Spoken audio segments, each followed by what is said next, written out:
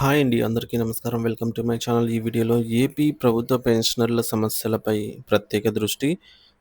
AQP additional quantum of pension పునరుద్ధరణ గురించి కీలక ప్రకటన. పూర్తి వివరాలైతే వీడియోలో తెలుసుకుందాం. వీడియోని ఎక్కడే గానీ స్కిప్ చేయకుండా ఎండ్ వరకు చూసేయండి. అప్పుడే ఇన్ఫర్మేషన్ పూర్తిగా అర్థమవుతుంది. వీడియో చూస్తున్న ప్రతి ఒక్కరు వీడియోకి లైక్ చేయండి ఫ్రెండ్స్. ఈ వీడియోని తోటి పెన్షన్ మిత్రులతో అయితే షేర్ చేయండి. కొత్తగా మన ఛానల్ చూస్తున్నవారు ఇంకా ఎవరైనా సబ్స్క్రైబ్ చేసుకున్నట్లయితే వెంటనే మన ఛానల్‌ని సబ్స్క్రైబ్ చేసుకోండి. దీని ద్వారా నేను చేసే ప్రతి ఒక్క వీడియో మీ వరకు రీచ్ అవుతుంది. ఇక ఆలస్యం చేయకుండా వివరాల్లోకైతే వెళ్ళిపోదాము. ఫ్రెండ్స్, ఇక విషయానికొచ్చినట్లయితే రాష్ట్ర అభివృద్ధిలో కీలక పాత్ర పోషించి సుదీర్ఘకాలం ప్రభుత్వ సేవలో నిమగ్నమైన ప్రస్తుతం వయోభారంతో అనారోగ్య సమస్యలతో బాధపడుతున్నటువంటి పెన్షనర్ల న్యాయమైన సమస్యల పరిష్కారంపై నూతన ప్రభుత్వం ప్రత్యేక దృష్టి సారించాలని ఆంధ్రప్రదేశ్ ప్రభుత్వ పెన్షనర్ల సంఘం రాష్ట్ర నాయకులు డి వెంకటేశ్వర్లు, జి ప్రభుదాసులు విజ్ఞప్తి చేశారు. ముఖ్యంగా గత ప్రభుత్వం తగ్గించిన అడిషనల్ క్వాంటమ్ ఆఫ్ పెన్షన్ ఏక్యూపీను పునరుద్ధరించాలని, హెల్త్ కార్డులపై కార్పొరేట్ హాస్పిటల్స్‌లో మెరుగైన వైద్య సేవలు అందించాలి అని, పెండింగ్‌లో ఉన్న మెడికల్ రియంబర్స్‌మెంట్ బిల్లులను తక్షణమే చెల్లించాలని వారు ప్రభుత్వాన్ని డిమాండ్ చేశారు.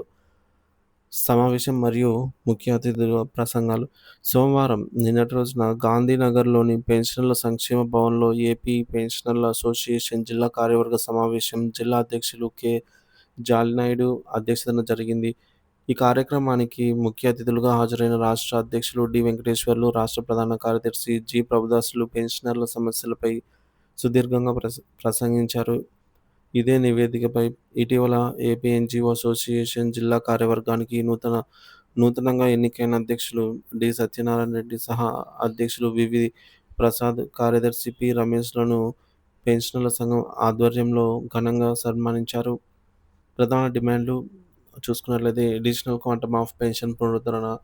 2019లో అప్పటి ముఖ్యమంత్రి నారా చంద్రబాబు నాయుడు గారు పెన్షనర్లపై ప్రత్యేక శ్రద్ధతో వయసు పైబడిన వారికి అదనపు ఆర్థిక చేయూతనిచ్చేందుకు అడిషనల్ క్వాంటమ్ ఆఫ్ పెన్షన్ ఏక్యూపీను మంజూరు చేశారు. దీని ప్రకారంగా 70-75 సంవత్సరాల వయసు గల పెన్షనర్లకు బేసిక్ పెన్షన్‌పై అదనంగా 10% అదనపు క్వాంటమ్ ఆఫ్ పెన్షన్, అలాగే 75 సంవత్సరాల నుంచి 80 సంవత్సరాల వారికి పెన్షనర్లకు బేసిక్ పెన్షన్‌పై అదనంగా 15% ఏక్యూపీ గత అయితే మంజూరు చేశారనమాట. సో, గత ప్రభుత్వ చర్య.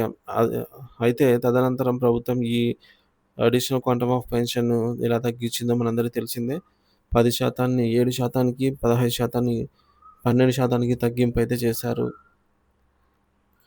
ఈ తగ్గింపు వల్ల వృద్ధాప్యంలో ఆర్థికంగా మరియు చేయూత అవసరమైన పెన్షనర్లు తీవ్ర మానసిక క్షోభకు, ఆర్థిక ఇబ్బందులకు గురయ్యారని నాయకులు ఆవేదన వ్యక్తం చేశారు. నూతనంగా ఏర్పడిన ప్రభుత్వం పెన్షనర్ల సంక్షేమాన్ని దృష్టిలో ఉంచుకొని గతంలో మంజూరు చేసిన పూర్తిస్థాయి అదనపు పెన్షన్‌ను అంటే 10% మరియు 15%లను తక్షణమే పునరుద్ధరించి వయోభారంతో ఉన్న పెన్షనర్లను ఆదుకోవాలని డి. వెంకటేశ్వర్లు ప్రభుత్వాన్ని కోరారు.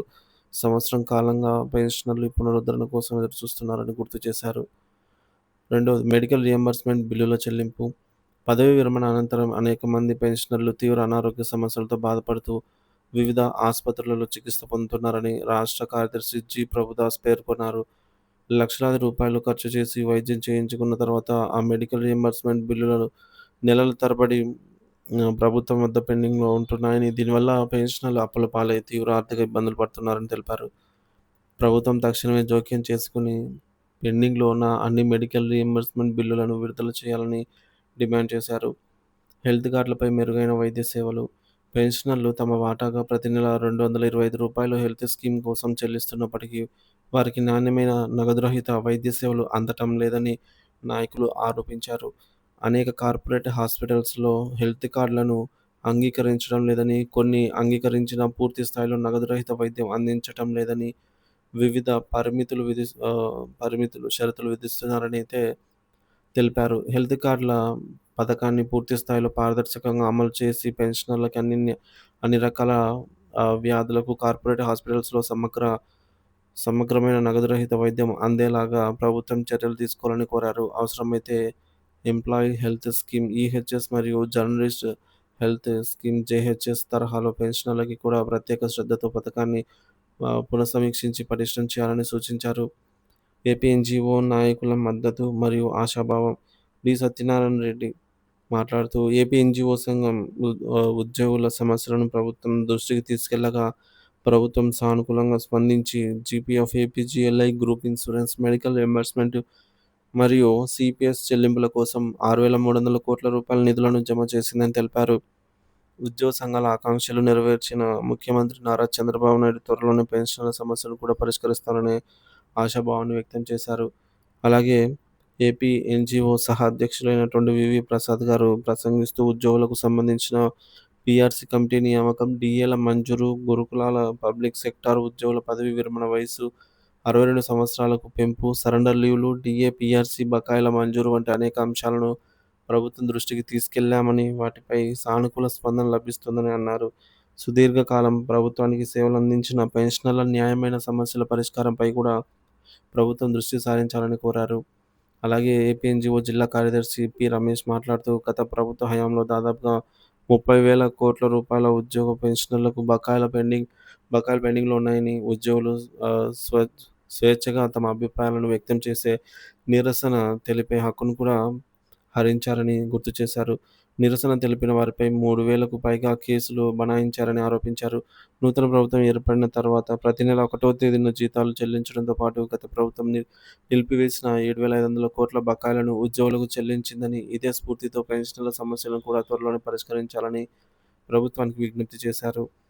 పదవీ విరమణ చేసి వయోభారంతో జీవిత చరమకంలో ఉన్నటువంటి పెన్షనర్ల సంక్షేమం చూడాల్సిన బాధ్యత ప్రభుత్వంపై ఉందని, వారి న్యాయమైన డిమాండ్లను తక్షణమే పరిష్కరించి, వారికి ఆర్థికంగా, ఆరోగ్యపరంగా భరోసా కల్పించాలని పెన్షనర్ల సంఘం నాయకులు, ఏపీ ఎన్‌జీఓ నాయకులు ముక్త కంఠంతో ప్రభుత్వాన్ని కోరారు. ప్రభుత్వం సానుకూలంగా స్పందించి పెన్షనర్ల ముఖాల్లో చిరునవ్వులు నింపుతుందనైతే వారు ఆశాభావం వ్యక్తం చేశారు.